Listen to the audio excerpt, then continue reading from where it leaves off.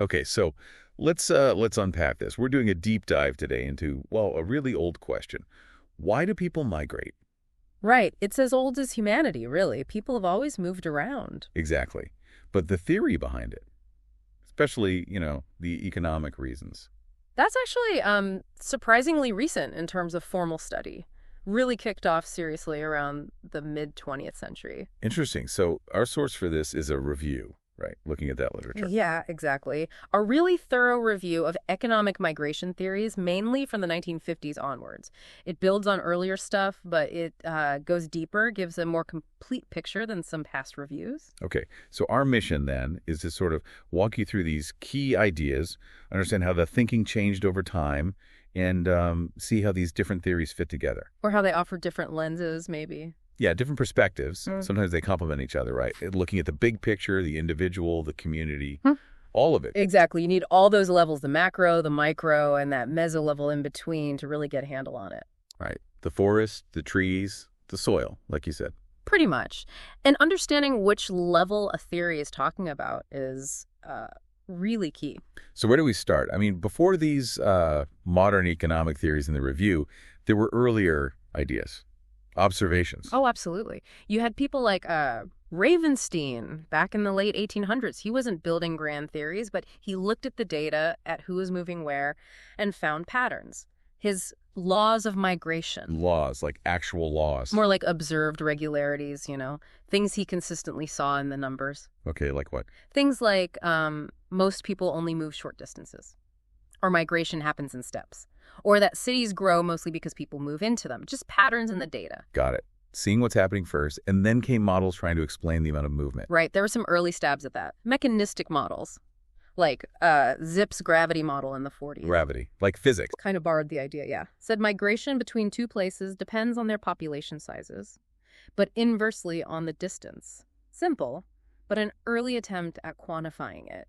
Okay, acknowledging those first steps. Yeah. So the source then classifies the later, more complex theories by their level of analysis. You mentioned micro, meso, macro. Yeah, this is super important for navigating all the different ideas.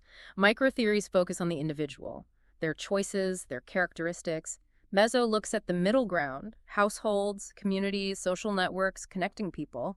And macro is the big picture economic structures, differences between countries, national policies, global trends. And some theories kind of bridge these levels or fit in more than one box. Exactly. It's not always neat categories. And another key distinction the source makes is between theories about the causes of migration What starts it? and theories about its perpetuation. What keeps it going? Right. Why does it sometimes become the self-sustaining flow? Those can be different factors. That makes a lot of sense. Okay, so the source kind of goes chronologically, starting with the macro theories, the big picture stuff from the 50s onwards. First up, That's the neoclassical macro view. Think economists like Lewis or Ranus and Fay. They saw migration mainly as part of economic development, a balancing act. balancing what? Labor supply and demand. The idea was labor moves from places where there's too much of it and wages are low, like rural farms, to places where it's needed and wages are higher, like city factories. Okay, so people follow the higher wages. Basically, yeah. And migration would continue, in theory, until wages equalized between those areas. It's all about achieving equilibrium through labor mobility, driven by those aggregate wage gaps. Right, but you look around and wages don't always equalize and cities often have unemployment. Exactly. That was a big challenge for the basic model. And that's where the Harris-Todaro model came in, around 1970. It specifically tried to explain why you still see migration to cities, even when there's significant urban unemployment, especially in developing countries. How to do that? Their key insight was that people don't just look at the actual wage difference. They look at the expected income difference. Expected income.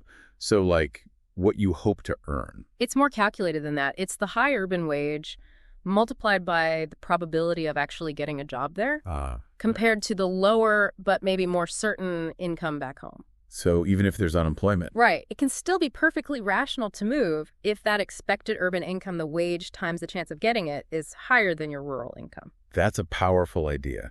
Explains why migration to cities persists despite visible joblessness. It was a major refinement. But as the source notes, even this model has empirical issues. That wage equalization it predicts often doesn't fully happen in reality. Okay, so moving beyond these supply side or equilibrium models, what's next? Then you get dual labor market theory, often linked with Michael Pior. This one shifts the focus. Shifts it how? It looks less at the sending country and more at the demand for labor in the receiving developed countries. It's about the structure of those economies. What structure? Economic dualism. The idea that advanced economies have two distinct sectors. A primary sector with good jobs, stable, well-paid benefits, and a secondary sector with, well, less desirable jobs, low pay, unstable, low status. Okay, I see that distinction. The theory argues migration is driven by a built-in structural demand for workers in that secondary sector, jobs that native workers often don't want or can't fill. Why wouldn't native workers want them? Could be status issues, the instability, maybe the wage structure makes them unattractive compared to primary jobs, or demographic shifts mean fewer young native workers available for those roles. So the theory says migrants become this necessary labor source for that secondary market. They might be more motivated for those jobs, at least initially. It's a structural pull. That's a really different perspective, focusing on the needs of the receiving economy's structure. Yeah, it highlights a key demand-side factor. But the critique mentioned is that it can be a bit narrow, focusing mainly on that one pull factor, and it doesn't really explain the migrants' own decision-making process in detail. Fair enough. What about an even bigger picture? That brings us to world systems theory.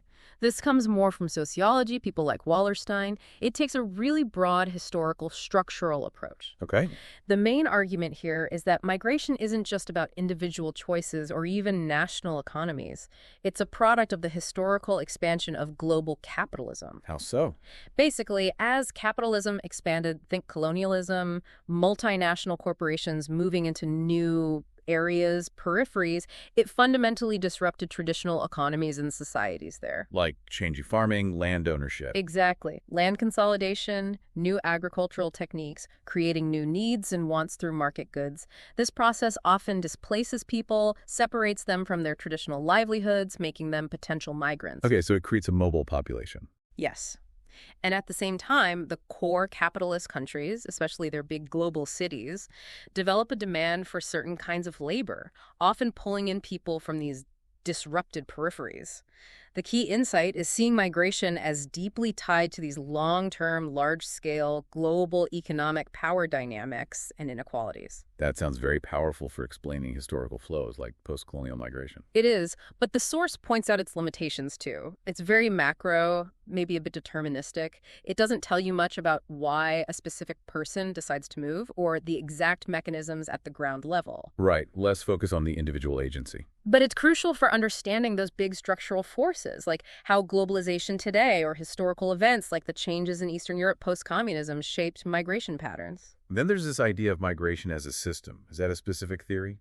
Less a single theory, more a framework, really. It views migration not just as A causing B, but as a dynamic system. A system with interacting parts? Exactly. It involves the origin area, the destination area, the flows between them, and importantly, feedback loops. Information goes back, remittances go back, influencing future migration. It talks about control subsystems, maybe factors in the village controlling who leaves, or agencies in the city controlling who gets jobs.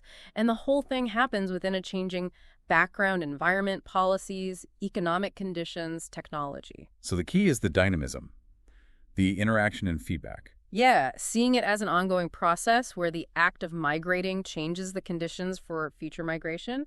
The source notes it connects well with world systems ideas, but it can be a bit abstract. Hard to get concrete predictions out of it sometimes. Okay, these macro theories focus a lot on economics, global structures. Yeah. But what about politics? Laws? Borders seem like a pretty major structure. Absolutely critical. The source makes a strong point about this. Politics matter. Huge macro factor. Migration laws, border enforcement, visa policies, citizenship rules, these fundamentally shape who can move, where, and how. And these laws aren't just neutral rules, are they? Definitely not. They're the outcome of political processes, competing interests. You've got businesses who might want more labor, security lobbies wanting tighter controls, nationalist sentiments, humanitarian concerns for refugees. A whole mix of pressures. Right. And there are political reasons for migration, too, like people fleeing persecution, which is distinct from purely economic motives.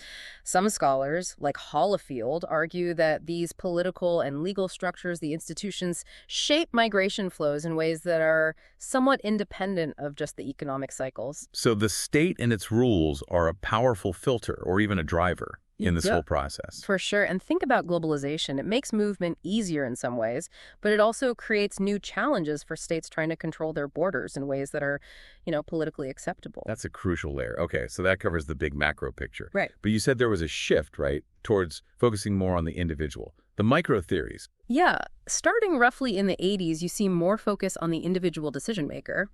And a classic starting point here, though maybe more a way to organize thoughts than a strict theory, is Lee's push-pull factors from the 60s. Ah, yeah, push-pull, things pushing you out of where you are, things pulling you to somewhere else. Exactly that. Lee said there are factors at the origin and the destination. Some are negative pushes, some are positive pulls. But crucially, these are mediated by intervening obstacles like distance, cost, laws, and also by personal factors. Personal factors, meaning? How you perceive those pushes and pulls, your personality, your information, your values. It's subjective. So two people facing the same objective situation might react differently. Precisely. Lee even suggested that more diverse populations might see more migration because perceptions would vary more. The critique, though, is it's descriptive. It lists factors but doesn't really explain the why. What triggers the actual decision? Right, it's the ingredients list, not the recipe. So what about micro theories that try to explain the decision itself, especially economically? Okay, that leads us to the neoclassical microtheory, often called the human capital approach. This is really influential. Human capital, like skills and education. Yeah. It views the migration decision as an investment. An investment, how? An investment in yourself, in your human capital. Just like you might invest in education to get a better job, you migrate because you expect it will increase your lifetime earnings or productivity. So it's a rational calculation? Essentially, yes. The core idea is a cost-benefit analysis by the individual. You weigh the expected future benefits, higher wages, better job prospects, maybe non-money things like freedom or amenities against all the costs. And costs aren't just the plane ticket. Oh, no. There are monetary costs, travel, setting up, maybe sending money back, but also big non-monetary costs. No. The psychological cost of leaving loved ones, the opportunity cost of lost earnings while you move and look for work, maybe risks like getting deported if you move irregularly. Right, lots of costs. And the model predicts that typically younger and more educated people are more likely to migrate. Why them specifically? Younger people have a longer time horizon to earn back the costs of moving and benefit from the higher earnings. More educated people might expect higher returns on their skills in the destination labor market. It sounds very neat, very logical. Does hold up? Well, the source points out it's tough to test empirically. How do you measure someone's lifetime expected earnings and discount them back to the present? It's hard. And the basic version assumes perfect information, perfect rationality, and kind of ignores those bigger structural constraints we talked about. Okay. Later versions try to build in things like risk aversion or imperfect information to make it more realistic. What about approaches that accept people aren't always perfectly rational calculators? Yeah, that brings us to behavioral models. They still involve weighing things up, but they emphasize subjective perception and bounded rationality. Bounded rationality, meaning we're not geniuses with perfect info. Pretty much. We make decisions based on the limited, sometimes biased information we actually have. One example is Wolpert's stress threshold model. Wolpert suggested people have a level of satisfaction or place utility where they are. They compare this to some threshold, a minimum level they find acceptable. If their current satisfaction drops below that threshold, it creates stress, and they start thinking about moving. Okay, so it's dissatisfaction driving it. Right. And their search for alternatives is based on their subjective knowledge, their personal action space, the places they know about or can imagine moving to.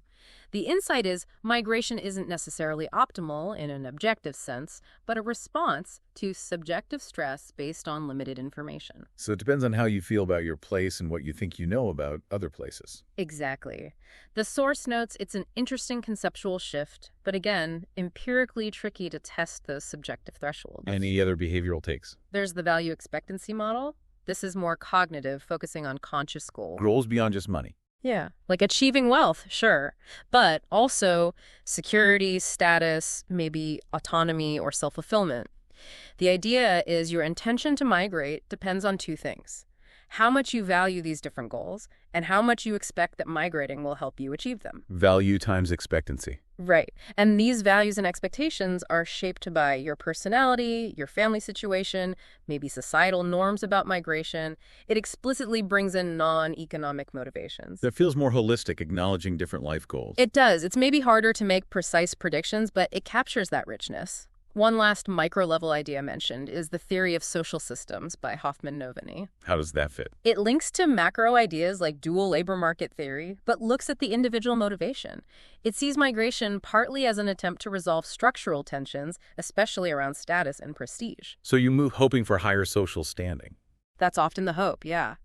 But the theory also points out that these tensions might just change form in the new place, not disappear. Your success depends on the relative rank of your home society versus the destination society. It also brings in ideas like undercasting. Undercasting. Where migrants fill the lowest rungs of the social ladder in the destination country, which can sometimes allow the native lower strata to move up slightly. It's about how migrants slot into the social structure. Interesting. So adding social status to the mix of individual motivations. Exactly. It connects individual drives to broader social structures, though again, the source notes, it can be hard to apply rigorously. Okay, so we've got macro forces, micro decisions. But you mentioned that middle ground, the meso-level households, communities.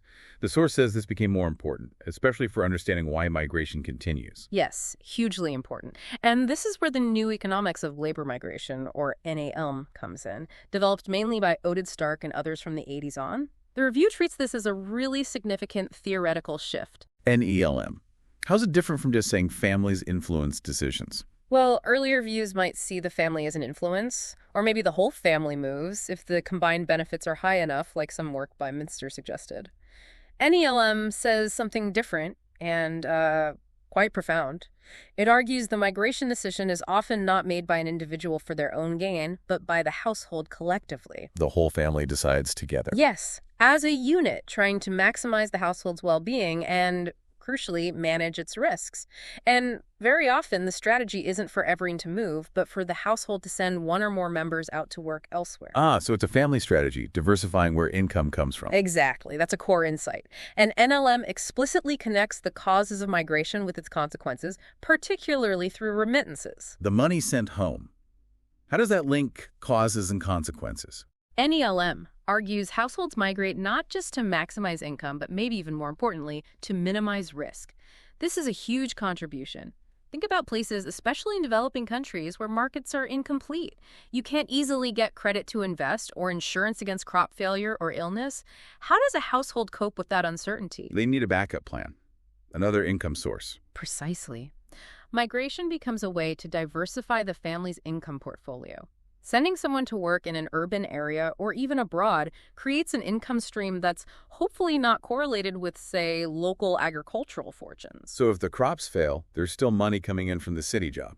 Exactly. The migrant sends remittances back. This helps the family smooth consumption over time, survive shocks, and potentially even invest in things they couldn't afford otherwise, like new technology, education for kids, better housing, starting a small business. Right, so migration becomes a tool for household risk management and investment, not just wage chasing. That's the powerful insight. It's like a form of self-insurance or mutual insurance within the family. It's a cooperative game made possible by family ties, maybe altruism, maybe social pressure, or inheritance incentives. That paints a much richer picture. It's about the family unit strategizing. It really does. And NELM adds another layer. Relative deprivation. Relative deprivation, meaning how you compare to your neighbors. Yeah. It's not just about your absolute income level. It's also about how your household's income stacks up against others in your reference group, maybe your village or community.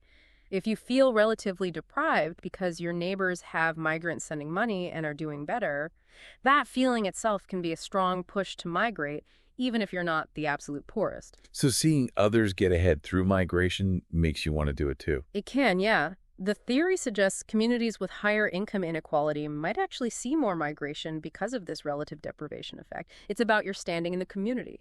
That adds a whole social comparison dimension. NELM sounds like a big step, pulling together economics, risk, and family strategy. The source definitely presents it as a more realistic and useful approach for many situations, especially in developing countries. It explicitly links causes and consequences. Of course, it has critiques too. It's still quite abstract, assumes rationality at the household level, maybe isn't as clear on which destination is chosen or how migration fits with all the other things households do to survive, something that, say, sustainable livelihoods research explores more. Okay, so we've got causes covered across levels. But migration often doesn't just happen once. It starts, then it keeps going, maybe even grows. The source talks about the perpetuation of migration. Right, this is crucial. The reasons migration starts might be different from the reasons it continues and becomes embedded. And the meso-level social connections, institutions, is key here. How do they keep it going?